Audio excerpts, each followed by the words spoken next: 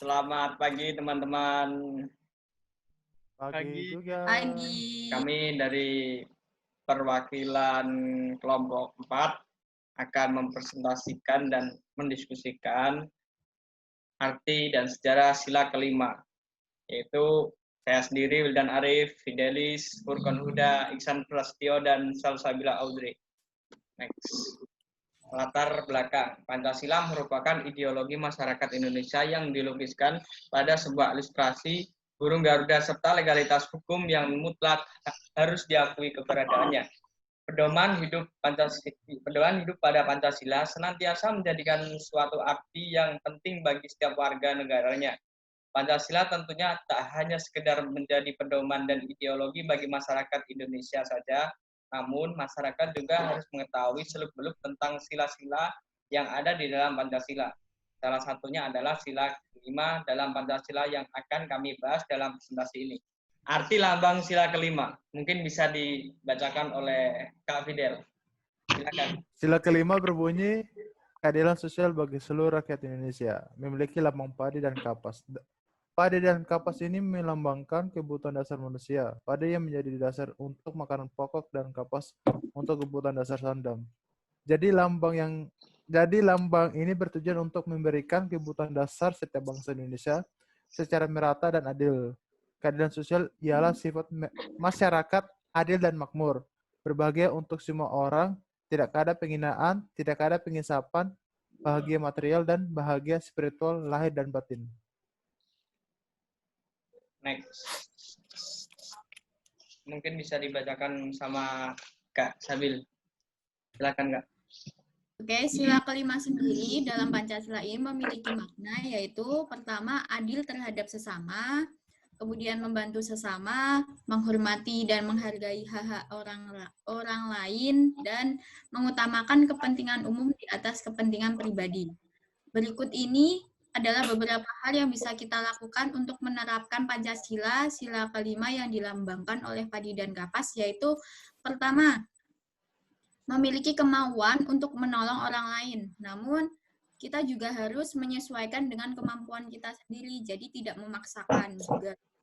Yang kedua, selalu menghargai hasil karya orang lain. Yang ketiga, tidak bertindak semena-mena pada orang lain. Yang keempat, menghormati hak dan kewajiban orang lain.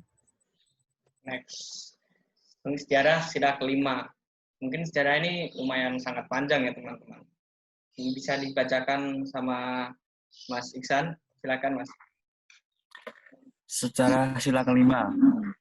Soekarno sangat memprioritaskan nilai keadilan dan menjunjung tinggi negara hak-hak asasi manusia dalam konsep hidup bangsa dan bernegara. Lahirnya gagasan tentang definisi keadilan sosial merupakan hasil refleksi Soekarno tentang masa gelap sejarah bangsa Indonesia. Bangsa Indonesia telah mengalami penderitaan, penindasan, penghinaan, dan penghisapan oleh penjajah Belanda dan Jepang. Pemikiran tersebut membuktikan bahwa Soekarno ingin merencanakan keadilan sosial sebagai warisan dan etika bangsa Indonesia yang diraih. Kita hendak mendirikan suatu negara, semua buat semua, bukan buat satu orang, bukan buat satu golongan, baik golongan bangsawan maupun golongan yang kaya, tetapi semua buat semua. Demikianlah pendokumentasian pemikiran tentang sila kelima Pancasila, yaitu keadilan sosial sebagai tujuan dan cita-cita moral rakyat Indonesia yang permasalahannya sampai saat ini belum dapat terwujud. Dan arti butir sila kelima ini ada 11 ya. Mungkin bisa dibacakan oleh Kak Furqan. Silakan. Arti butir sila kelima. 1. Mengembangkan perbuatan yang luhur, yang mencerminkan sikap dan suasana kekeluargaan dan kegotong-royongan. 2. Mengembangkan sikap adil terhadap sesama. 3. Menjaga keseimbangan hak antara hak dan kewajiban. 4. Menghormati hak orang lain. 5. Memberi pertolongan kepada orang lain agar dapat berdiri sendiri. 6. Tidak menggunakan hak milik untuk usaha-usaha yang bersifat pemerasan terhadap orang lain. 7. Tidak menggunakan hak milik untuk hal yang bersifat pemborosan atau gaya hidup mewah. 8. Tidak menggunakan hak milik untuk bertentangan dengan atau merugikan kepentingan umum. 9. Suka bekerja keras. 10. Suka menghargai hasil karya orang lain dan bermanfaat bagi kemajuan dan kesejahteraan bersama. 11. Suka melakukan kegiatan dalam rangka mewujudkan kemajuan yang merata dan berkeadilan sosial. Dan selanjutnya saya sendiri UUD tentang sila kelima. 1. Pasal 33 Undang-Undang Dasar 1945 tentang kesejahteraan sosial, di mana di ayat 3 disebut bahwa bumi dan air dan kekayaan alam yang terkandung di dalamnya dikuasai oleh negara dan digunakan untuk sebesar-besarnya kemakmuran rakyat. Berarti seharusnya rakyat Indonesia dapat menggunakan air secara gratis dan rata, tapi ternyata sudah rakyat harus bayar dan tidak merata. Terbukti banyak terjadi kekeringan dan kekurangan air di daerah-daerah terpencil, contoh di NTB dan di daerah-daerah timur yang lainnya. Mereka harus membuat sumber air sendiri hingga hal tersebut dijadikan menjadi iklan salah satu perusahaan air minum, yaitu contohnya ya Aqua ya. Kemudian kelangkaan minyak dan bahan bakar bensin, padahal Indonesia kaya akan segala macam kekayaan alam. Tetapi realitanya bangsa Indonesia harus antri dan membayar mahal untuk mendapatkan kebutuhan tersebut. Hal ini juga banyak kasusnya yang terjadi ya, seperti di Timika. Itu kan sebagian besar dikuasai oleh bangsa-bangsa luar negeri ya, seperti Pertamina juga. Namun sekarang Pertamina juga banyak juga anak negeri yang bekerja di situ. Next. Pada pasal 31 Undang-Undang Dasar 1945 tentang pendidikan juga belum terlaksana dengan baik. Biaya sekolah setiap tahun semakin meningkat. Beasiswa disalurkan tidak merata, kadang malah salah orang. Ada juga, dan pendidikan pun mengenal kata diskriminasi karena penduduk kota saja yang dapat merasakan pendidikan dengan baik, sedangkan daerah-daerah tertentu yang sulit dijangkau oleh manusia, apalagi teknologi, tidak dapat merasakan pendidikan itu dengan baik. Yang artinya mungkin banyak penyalahgunaan fasilitas ini ya, dari beasiswa mungkin dari keluarga yang cukup mampu dia mendapatkan, sedangkan yang kurang mampu dia harus berusaha sendiri tanpa dari bantuan beasiswa. Dan ketiga, pasal 34 fakir miskin dan anak-anak terlantar dipelihara oleh negara. Bunyi pasal 33 ayat 3 Undang-Undang Dasar 1945, bumi, air, dan kekayaan alam yang terkandung di dalamnya dikuasai oleh negara dan dipergunakan untuk sebesar-besarnya kemakmuran rakyat. Dan kita menuju ke contoh kasus ya, mungkin bisa dibacakan oleh Saudara Fidel, silakan. Contoh kasusnya, penyiraman air keras Novel Baswedan PPT pada subuh 11 April 2017. Novel disiram dengan air keras oleh orang tak dikenal di dekat kediamannya di Kelapa Gading, Jakarta Utara.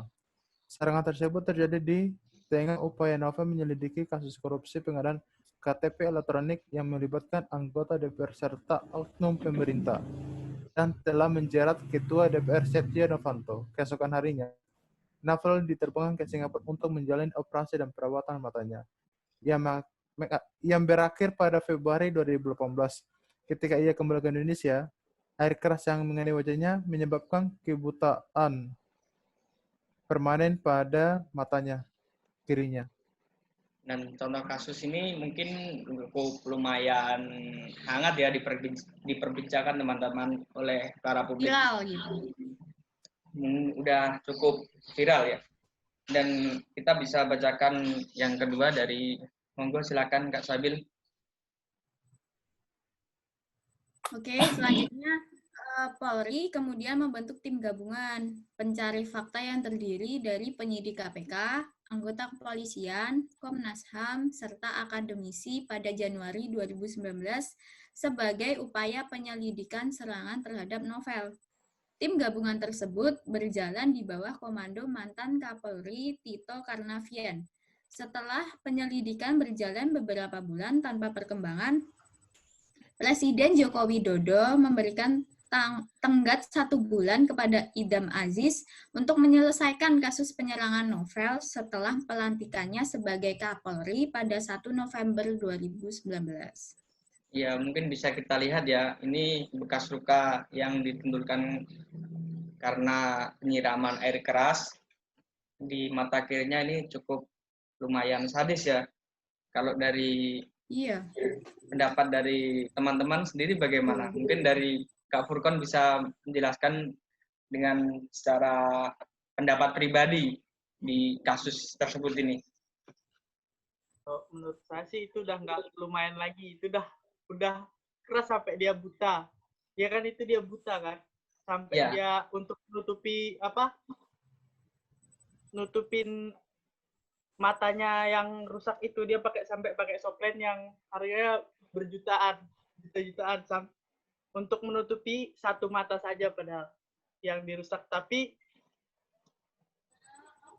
konsekuensi yang diberikan negara kepada pelaku itu tidak sesuai dengan apa yang didapatkan oleh Bapak Novel Baswedan. Menurut saya sih di situ. Iya, ini kurang tidak ada ketidakadilan gitu ya. Dan mungkin selanjutnya bisa dibacakan oleh Kak Iksan, silakan. Selanjutnya, pada 26 Desember 2019, Polri menyatakan bahwa pelaku penyerangan novel telah berhasil ditangkap. 2 pelaku tersebut adalah Roni Bugis dan Rahmat Kadir, dan merupakan anggota aktif kepolisian. Novel menyatakan bahwa kedua pelaku tersebut hanyalah orang suruhan dan meminta polisi mengungkap dalang utama yang memerintahkan kedua pelaku.